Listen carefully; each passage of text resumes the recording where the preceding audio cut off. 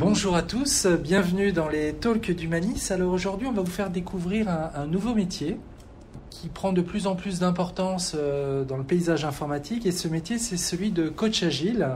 Et donc, pour en parler, je suis avec Kevin. Kevin, bonjour. Bonjour Cyril, merci de me recevoir en ces périodes un peu compliquées. Et je suis très content d'être ici et de pouvoir parler de mon métier avec toi. Très bien. Voilà. Donc Kevin, tu es donc collaborateur Humanis depuis combien de temps? Eh bien, je suis un collaborateur Covid. Ça veut dire que je viens d'arriver au mois de mars en plein confinement. D'accord. Donc je suis très récemment arrivé et je viens de rentrer dans mes fonctions et très content d'être là aussi. Très content. J'en profite pour te souhaiter la bienvenue parmi nous. Merci. Alors peut-être avant de parler du métier de coach agile, déjà est-ce que tu peux nous parler de toi, de ton parcours? Oui. Alors moi j'ai un parcours assez classique au niveau universitaire parce que j'ai fait un master en école de commerce. Orienté digital business, et j'ai tout de suite eu une approche liée au monde du digital et à ses fonctions. D'accord. Et du coup c'est là que j'ai pu découvrir fin 2013 l'agilité, et pour la petite histoire c'était au cours d'une Japan Expo. Je suis fan de culture japonaise depuis ma tendre enfance et j'ai eu l'occasion de rencontrer un coach agile qui était là-bas. Je ne savais même pas ce que c'était à l'époque. Et en discutant, on en est venu à parler de l'agilité et c'est comme ça que je suis rentré dedans. Donc mon parcours est assez simple. Au niveau universitaire, c'est après que ça s'est enrichi et c'est là que j'ai pu découvrir l'agilité. Donc aujourd'hui, tu as quel âge? Je vais avoir 33 ans. Donc tu as démarré une formation commerciale. À la base, plutôt orienté marketing digital, D'accord. Vraiment orienté digital business. Et ensuite, tu as rejoint quel type d'entreprise? Alors j'ai commencé d'abord par des agences web, Ouais. tout ce qui était création d'applications mobiles, sites web, etc. Et puis après, je suis rentré chez Capgemini. D'accord. Et c'est là où je suis vraiment monté en compétence au niveau de l'agilité, puisque j'ai exercé des fonctions à la fois de transformation agile et de Scrum Master. D'accord. Voilà, j'ai fait un parcours là-bas pendant un peu plus de 2 ans. Et ensuite, j'ai eu une opportunité pour intégrer une très grosse entreprise industrielle qui est le groupe Vaillant, Oui. qui est un énergéticien allemand, D'accord. qui a racheté des filiales françaises comme Saunier Duval, peut-être pour ceux qui connaîtront. Et je me suis occupé de bâtir une structure agile avec mon directeur de l'époque, durant presque 2 ans aussi. Et là, j'ai pu bâtir un projet agile from scratch, donc agilisation des équipes, transformation de l'organisation et des process, coaching au quotidien et accompagnement et montée en compétences jusqu'à optimisation complète du projet.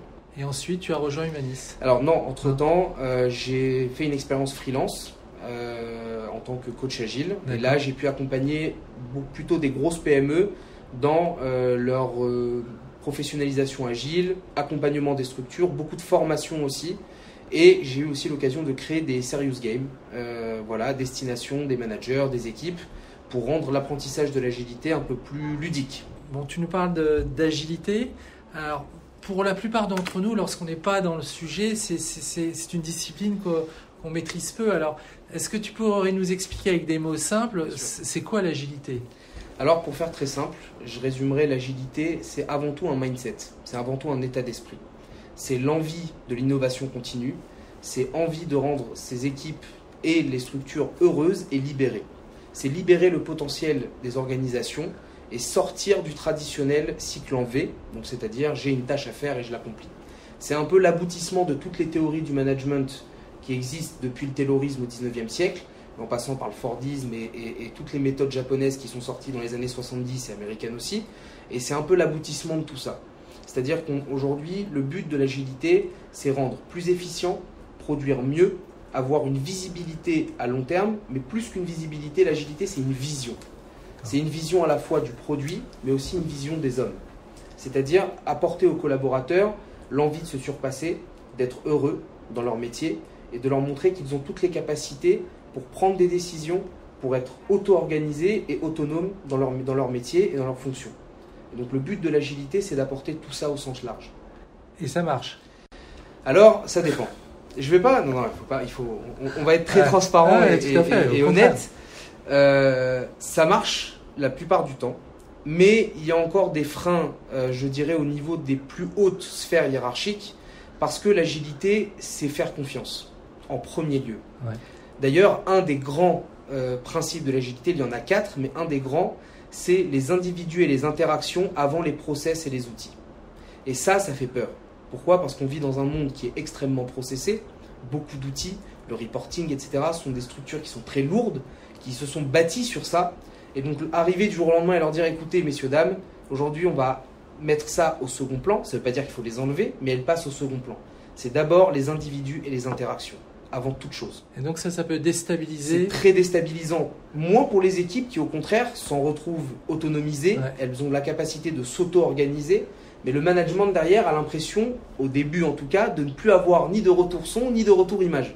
D'accord. Et donc c'est là toute la difficulté, c'est de leur faire comprendre qu'au contraire, ils auront des résultats qui seront bien meilleurs en utilisant les méthodes agiles qu'en restant sur une pression managériale et hiérarchique très très forte.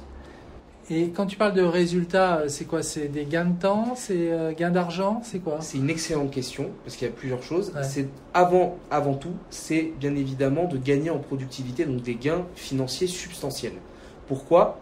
Parce que plutôt que de produire une Ferrari pour un client qui voulait une Lamborghini, vous commencez par produire des éléments du futur produit, et vous êtes en fait, le but c'est d'être ce qu'on appelle customer centric, c'est-à-dire le client est au centre de toute chose. On travaille avec lui main dans la main pour aboutir au projet final et lui donner l'opportunité justement en cours de route d'ajuster. L'agilité, c'est de ne pas avoir peur de prendre des virages à 180 degrés s'il le faut.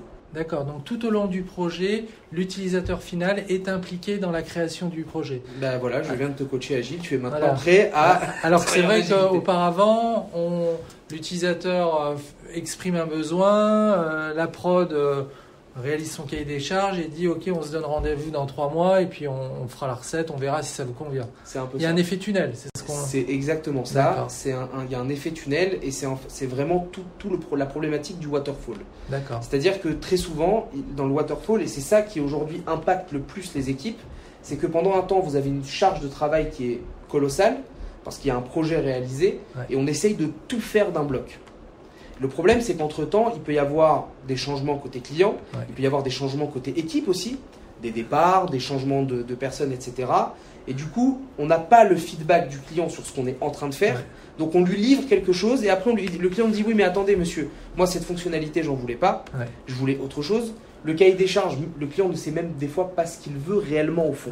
Il nous donne un projet et puis après, en cours de route, ça s'affine. L'agilité permet, à travers toutes les méthodologies qui existent en agile, parce qu'il y en a beaucoup aujourd'hui, que ce soit en agilité à l'échelle ou au niveau équipe, l'agilité permet justement de travailler main dans la main avec le client tout au long du process de création et de mise en production du logiciel, du data lake, du produit. Et l'avantage, c'est que l'agilité ne s'adresse pas seulement à l'informatique, même si elle a été créée à la base pour ça. C'est aussi valable pour les services juridiques, marketing, commerciaux, etc. Et ça évite d'avoir des malentendus, de mauvaises surprises en fin de projet. Tu as tout compris. Voilà. En gros, l'idée, c'est la communication. Alors, d'accord, j'ai bien compris l'intérêt de l'agilité, de cette démarche en mode agile, mais que vient faire le coach agile là, dans ce dispositif? Pourquoi faire appel à un coach agile? Alors, généralement, le coach agile ne va pas intervenir sur des très très petites structures agiles. Il va commencer à intervenir à partir du moment où il y a des conflits dans les équipes, par exemple, quand il y a beaucoup d'équipes. Il va intervenir aussi au niveau managérial, c'est-à-dire qu'il va aider les managers et voire même parfois les cadres dirigeants à infuser l'agilité au sein de leurs équipes, donc à évangéliser.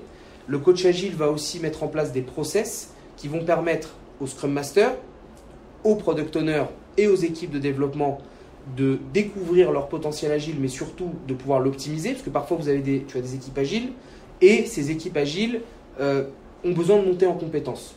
Et là, le coach agile va intervenir parce que généralement, aujourd'hui, de ce que j'ai pu voir jusqu'à maintenant, les équipes agiles ont une certaine maturité maintenant, parce que ça fait quand même quelques années que c'est en train de se mettre en place, mais il y a tout un mindset à travailler. Ils ont besoin de compétences supplémentaires, notamment pour voir si les équipes sont efficientes, si la vélocité de l'équipe est bonne, est-ce qu'on ne peut pas améliorer, être un peu plus véloce, c'est-à-dire réaliser mieux avec une charge de travail mieux répartie ou des choses comme ça. Et surtout, aider les Scrum Masters aussi à coacher leurs équipes. Parce qu'en vérité, le coach agile intervient au niveau d'une organisation dans son ensemble. Le Scrum Master, qui est aussi un coach, lui intervient au niveau d'une équipe. Donc ça veut dire que toi, tu es extrêmement polyvalent, c'est-à-dire que tu adresses différents publics. Ça peut être des managers, des utilisateurs finaux, Tout à fait. des équipes de développement. Tout à fait. C'est très varié en fait. Exactement. C'est exactement ça. Le but du coach agile, c'est justement d'avoir une approche très transversale. C'est pour ça qu'une des qualités principales du coach agile, c'est la facilitation. Il doit être capable de faciliter les échanges et surtout de les animer de manière à ce que ceux qui sont parfois à des échelons très élevés, N+2, N+3, N+4 par rapport aux équipes, aient la même vision agile et partagent la vision agile de l'équipe.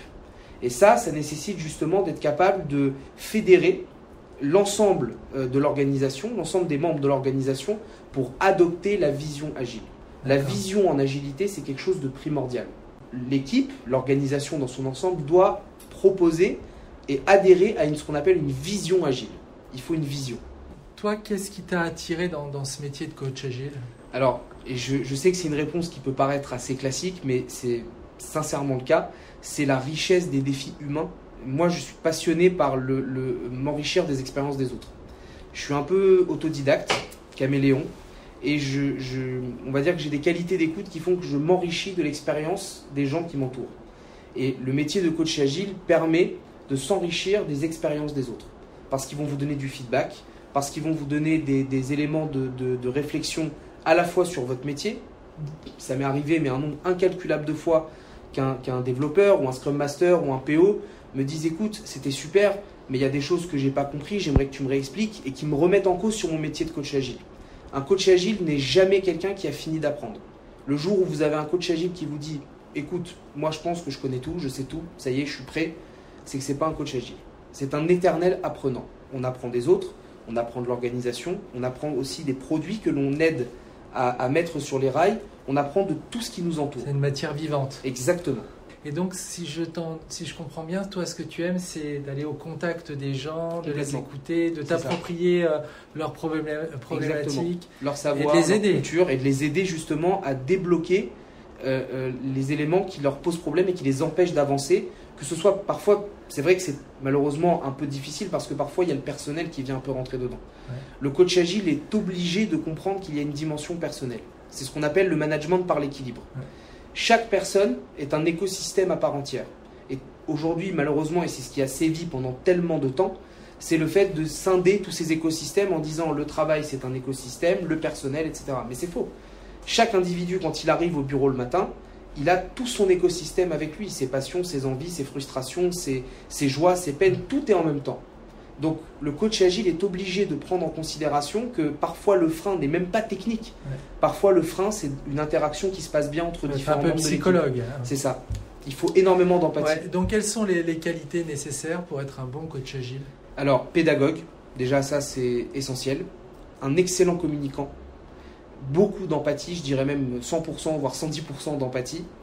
Et quand même, pour l'aspect un peu plus fonctionnel, avoir une culture d'entreprise et une culture méthodologique qui soit quand même extrêmement éclectique et riche, pour qu'il puisse s'adapter justement à tout type de public et on va dire de service ou d'organisation à coacher. C'est quoi ta plus grande satisfaction dans ce métier? J'imagine que parfois tu te dis là j'ai vraiment bien assuré. Quels sont qu'est-ce qui me motive Alors, honnêtement, une des choses que j'aime le plus, c'est la résolution de conflits.